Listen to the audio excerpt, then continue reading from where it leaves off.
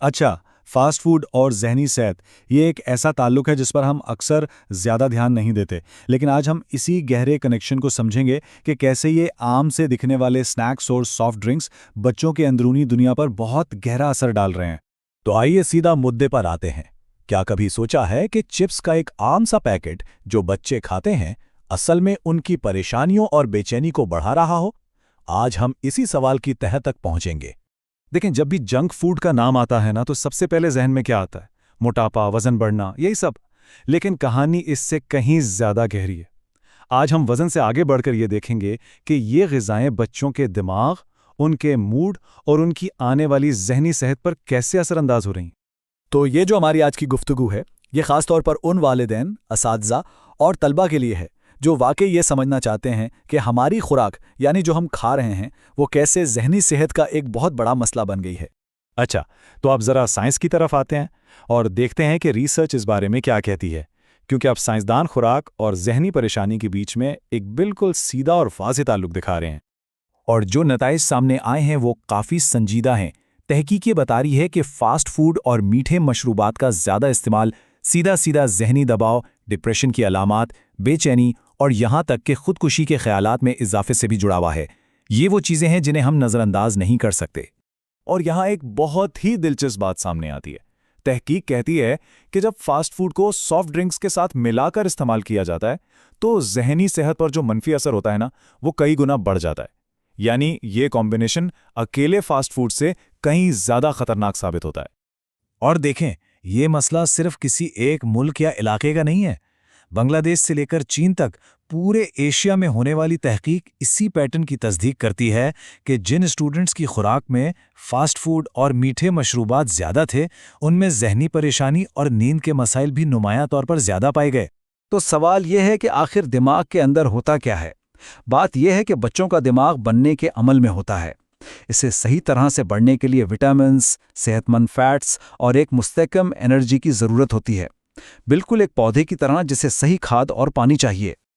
लेकिन जब खुराक अल्ट्रा प्रोसेस्ड हो, यानी चीनी और ख़राब किस्म के फैट से भरी हुई और अच्छी ग़िज़ाइयत से बिल्कुल खाली, तो दिमाग को वो सही ईंधन मिलता ही नहीं है।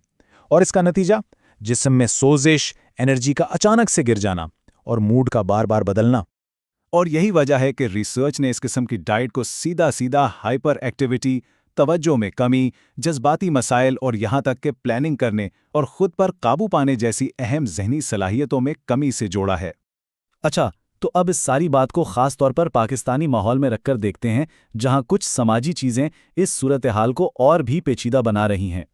सोच के देखें, पाकिस्तान के शहरों में क्या हो रहा है।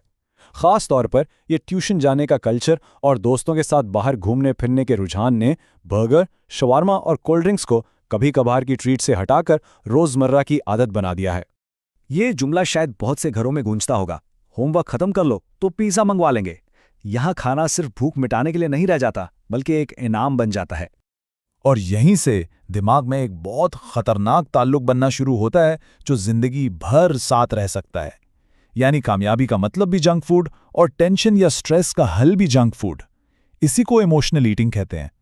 इसी तरह एक और बहुत आम आदत है स्क्रीन के सामने बैठकर कुछ ना कुछ खाते रहना। तहकीक बिल्कुल साफ बताती है कि ये स्क्रीन और स्नैक का जो कॉम्बो है, ये ज़हनी परेशानी के खतरे को और भी बढ़ा देता है। तो सवाल यह है कि क्या इस आदत के चक्कर को तोड़ा जा सकता है? जी हाँ, बिल्कुल। और अच्छी खबर यह है कि इसके लिए कोई पहाड़ नहीं तोड़ना पड़ता। चंद छोटी और समझदारी वाली तब्दीलियां भी बहुत बड़ा फर्क ला सकती हैं। चलें कुछ रोज़मर्रा की आदतों को देखते हैं। जंक फूड को इनाम बनाने के बजाय किसी कामयाबी का जश्न किसी एक्टिविटी से मनाएं, जैसे पार्क चले गए या कोई गेम खेल ली। और एक उसूल बना लें, खाते वक्त कोई स्क्रीन नहीं, इससे खाने पर तवज्जो रहती है। और स्नैक्स का क्या करें? ये भी बहुत आसान है। बाजार के चिप्स की जगह भुने हुए चने, घर में बने हुए पॉपकॉर्न या फ्रूट चाट, ये बेहतरीन मुतबादल हैं, मज़ेदार भी और सेहतमंद भी। और ड्रिंक्स, मीठे सोडा की जगह पानी, लस्सी या ताज़ा नींबू पानी को आदत बनाएं। ये एक छोटी सी तब्दीली जिसमें जाने वाली चीनी की मिक़दार में हैरानकुन कमी ला सकती है। और सबसे अहम उसूल ये है, फास्ट फूड को एक ख़ास मौका समझें, रोज़ का मामूल नहीं।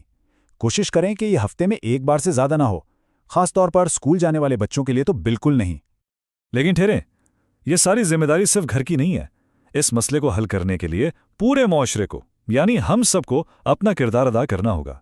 इसमें स्कूलों का किरदार बहुत ही अहम है। स्कूलों की कैंटीन में मीठे मशरूबात और गैर सेहत बख्श स्नैक्स को कम किया जा सकता है। इसी तरह असातिज़ा और माहिरी नफ्सियात के लिए भी अब ये बहुत ज़रूरी है कि वो किसी बच्चे के रवैये या मूड को समझने की कोशिश करें तो उसकी खुराक को भी ज़रूर जहन में रखें, क्योंकि इस ताल्लुक के सबूत अब बिल्कुल वाज़ेह हैं। तो इस सारी गुफ्तगू का निचोड़ क्या है? बस इतना कि अगर किसी बच्चे में बेचैनी, परेशानी या चिड़चिड़ापन बढ़ रहा है तो सिर्फ उसके स्क्रीन टाइम या होमवर्क पर नहीं, बल्कि उसकी प्लेट पर भी एक गहरी नज़र डालें। तो आखिर में फैसला हमें करना है कि हम अपने बच्चों को क्या दे रहे हैं, फास्ट फूड के साथ तेज़ रफ्तार एंजाइटी या फिर सोच समझकर किए गए सेहतमंद इंतखाब। चॉइस हमारे हाथ में है।